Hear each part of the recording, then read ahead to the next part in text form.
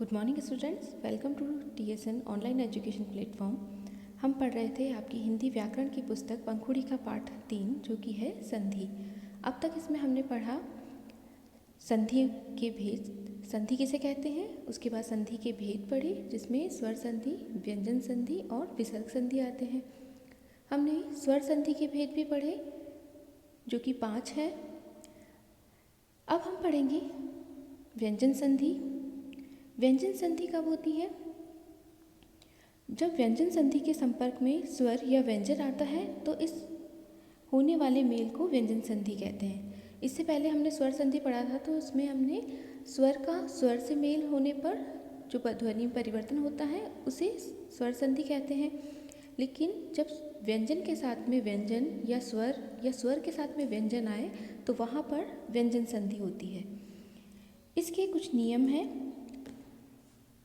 इसमें सबसे पहला जो प्रकार या नियम है वो है व्यंजन के साथ व्यंजन आए तो व्यंजन संधि होगी, और इसी के साथ व्यंजन के साथ स्वर आए तो भी व्यंजन संधि, और पहले शब्द में स्वर आए और दूसरे शब्द में व्यंजन हो तो वहाँ पर भी व्यंजन संधि ही होती है।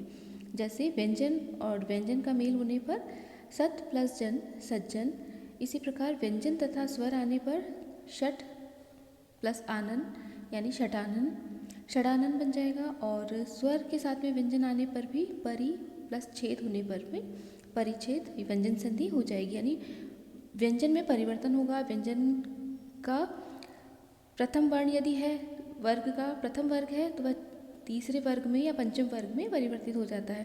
तो ये किस प्रकार होता है, इसके कुछ नियम दिए हुए हैं वो देखते हैं।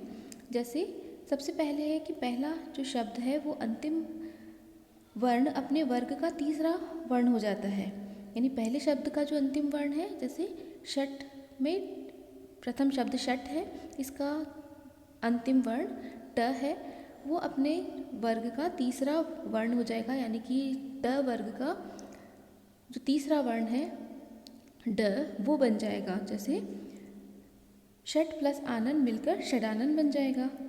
इसी तरह उत, इस शब्द में त जो अंतिम व्यंजन है वो इसी वर्ग का तीसरा जो शब्द वर्ण होगा, व्यंजन होगा, उसमें बदल जाएगा। यानी त द में परिवर्तित हो जाएगा। जैसे उद्घाटन का उद्घाटन हो जाएगा।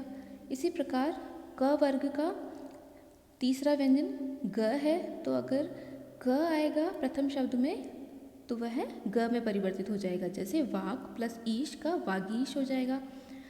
इसी प्रकार च परिवर्तित हो जाएगा ज में, तो अच प्लस अंत अजंत, जगत प्लस ईश जगदीश, अप प्लस ज अब्ज।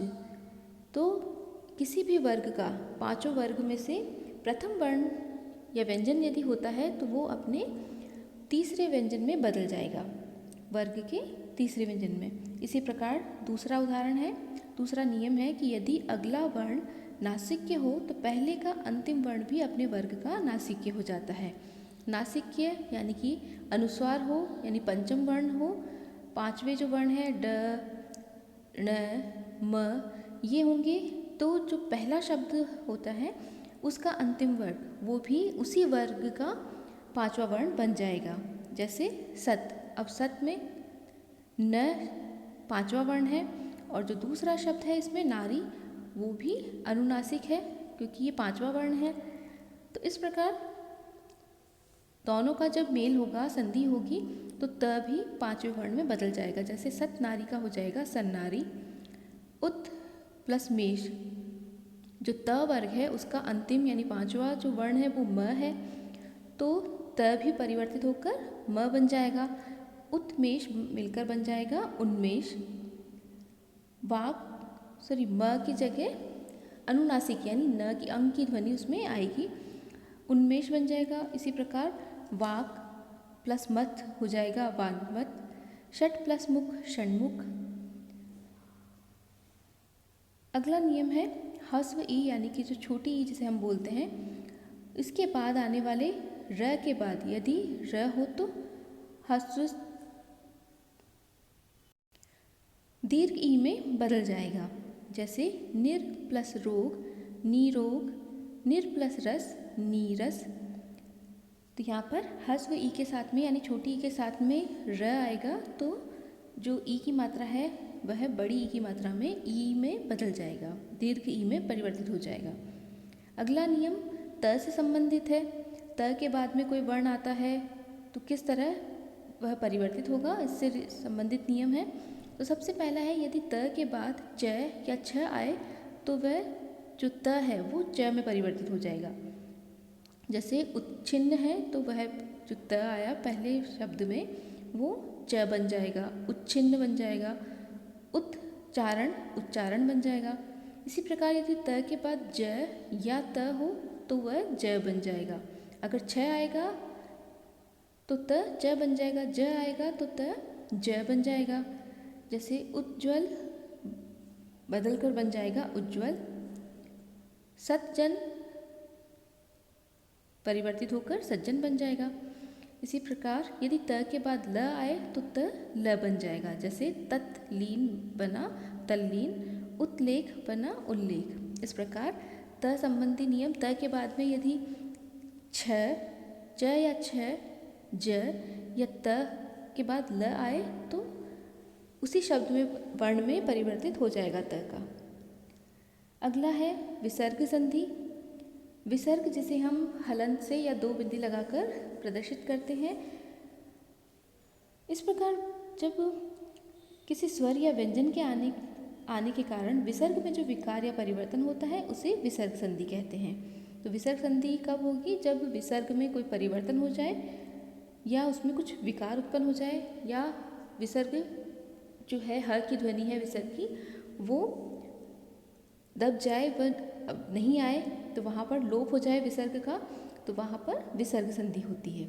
इसके कुछ उदाहरण हैं या कुछ नियम हैं, जिसमें सबसे पहला है विसर्ग का ओ में परिवर्तन।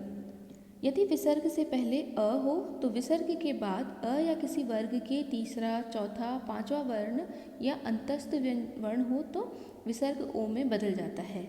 जैसे मनः प्लस बल, मनोबल, क्योंकि यहाँ पर अ के बाद अ है, या किसी वर्ग का तीसरा, चौथा, पांचवा वर्ण, यहाँ पर ध्वनि जो है अ की आ रही है।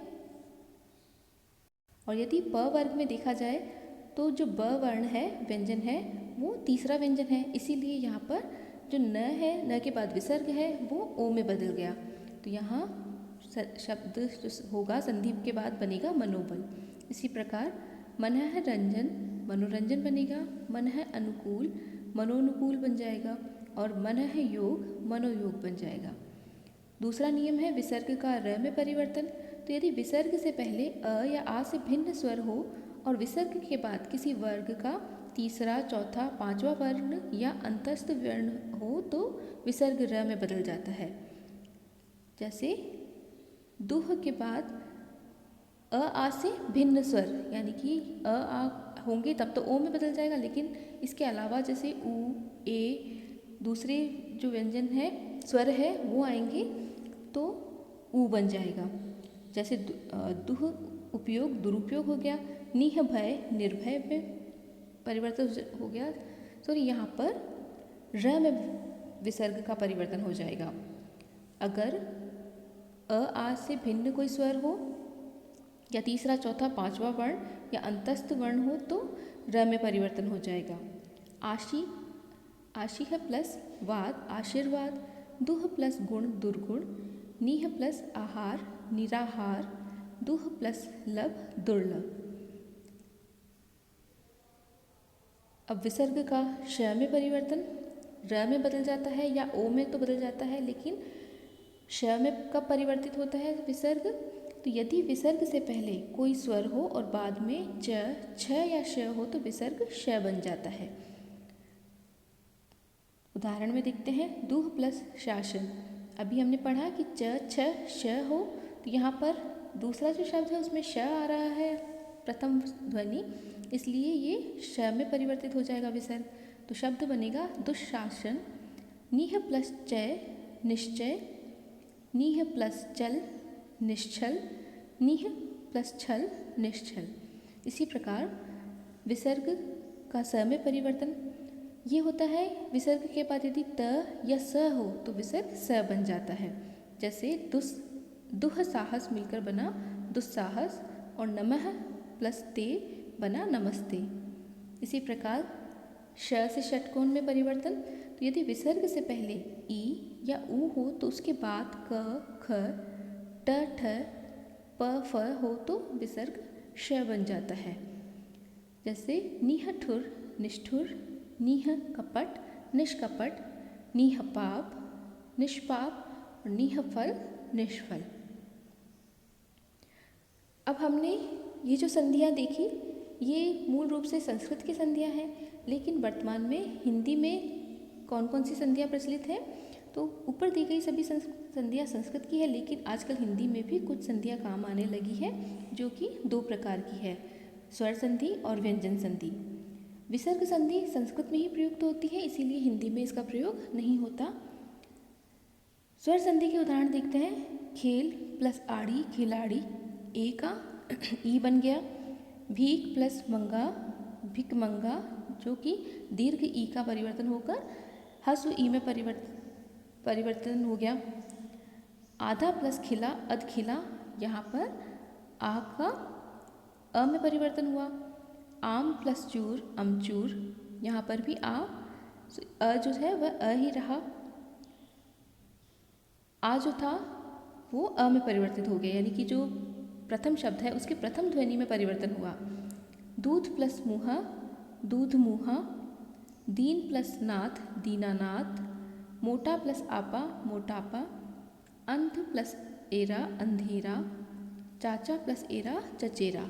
इस प्रकार हमने जो संस्कृत की संधियाँ हैं स्वर संधि, उसमें हमने पढ़ा था कि जो स्वर है वो दीर्घ में परिवर्तित हो जाते हैं, लेकिन जो हिंदी की संधियाँ हैं उसमें दीर्घ जो स्वर हैं उनका परिवर्तन ह्रस्व स्वरों में होता है। दूसरा व्यंजन संधि, जिसके उदाहरण है अब प्लस ही अभी, यानी ब का भ बन गया। वह प्लस ही वही, यहाँ पर ह का लोप हो गया क्योंकि दूसरा एक और ह आ रहा है। किया या की प्लस ई का की हो गया। यह प्लस ही यही, तब प्लस ही तभी, यहाँ पर ब वर्ण का या ब व्यंजन का लोप हुआ है। तो अब तक हमने पढ़ा दो ध्वनियों के परस्पर मेल से होने वाले विकार या परिवर्तन को संधि कहते हैं। संधि युक्त शब्दों को अलग अलग करना संधि विच्छेद कहलाता है। संधि के तीन भेद होते हैं, स्वर संधि, व्यंजन संधि, विसर्ग संधि। स्वर संधि के 5 भेद होते हैं, जिनमें सबसे पहले दीर्घ संधि, गुण संधि, वृद्धि संधि, यण संधि और अयाधि संधि। इसी प्रकार हिंदी की संधियाँ 2 प्रकार की होती है, स्वर और व्यंजन संधि। तो ये था हमारा पाठ संधि।